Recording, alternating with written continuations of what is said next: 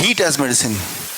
Heat as medicine में ये जो आप देख रहे हैं hot water immersion, right.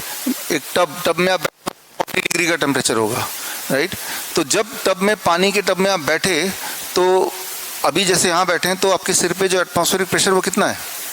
1 atmospheric pressure, atmosphere का प्रेशर है ना। जब पानी में बैठे तो इतना हिस्सा तो पानी के अंदर है ना, उसमें जो हिस्सा पानी के अंदर है उसमें जो प्रेशर आपके बॉडी में पड़ रहा है that is 1 atmospheric pressure plus pressure of the water.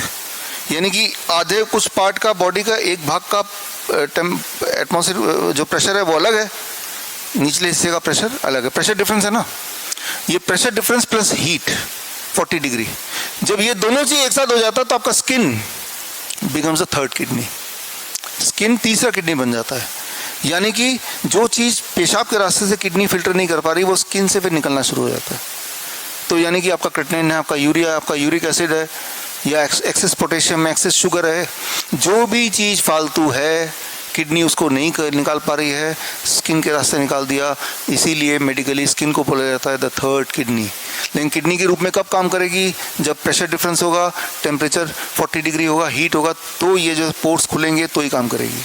आपको कैसे पता चल रहा है? पता चलेगा काम कर रही है, आपकी स्वेलिंग कम हो जाएगी, आपका ब्लड प्रेशर कम हो जाएगा, आपकी वीकनेस चली जाएगी, आपकी ईचिंग चली जाएगी, आप वोमिटिंग सेंसेशन चले जाएगी, जो classic symptom of kidney patient चले जाएंगे। तो पता चल गया कि भाई आपका स्किन काम कर रहा है। आप पेशाब का एक कुछ बूंद लीजिए, पसीने का कुछ बूंद लीजिए, दोनों अगर लैब में टेस्ट कराएंगे तो पेशाब के और पसीने में जो इंग्रेडिएंट निकलेंगे वो सिमिलर निकलेंगे। पसीने में भी क्रिएटिनिन मिलेगा, यूरिया मिलेगा, यूरिक एसिड मिलेगा, सॉल्ट मिलेगा, और पेशाब में भी सेम ही चीज़ मिलती है।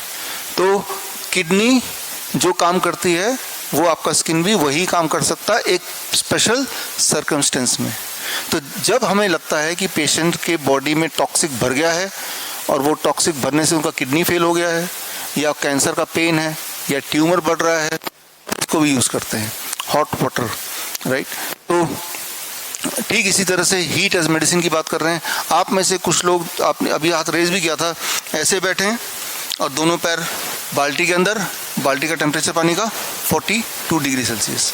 जब आप ऐसा कर रहे हैं तो ये जो काफ मसल है जहाँ से सारे ब्लड वेसल जा रहे हैं इसको स्टिमुलेट कर रहे हैं, और वो हीट को ब्लड के माध्यम से पूरे बॉडी में कैरी कर रहा है। आपका सर्कुलेशन बढ़ जाता है उस वक्त, और सर्कुलेशन बढ़ने से उसी वक्त कई सारे बॉडी में मेटाबॉलिक चेंजेस आते हैं, जिससे आपकी नींद उस रात की अच्छी होती है, जिससे पेन धीरे धीरे कम होने लगता है, जिससे डिप्रेशन धीरे धीरे कम होने लगता है, एंजाइटी धीरे धीरे कम होने लगता है, पैल्पिटेशन कम होने लगता है, ब्लड प्रेशर कम होने लगता है, जिनका ब्लड प्रेशर ज़्यादा है उनका। तो कई सारे फायदे होते हैं जब हम हीट एंड ग्रेविटी दोनों को मिलाते हैं।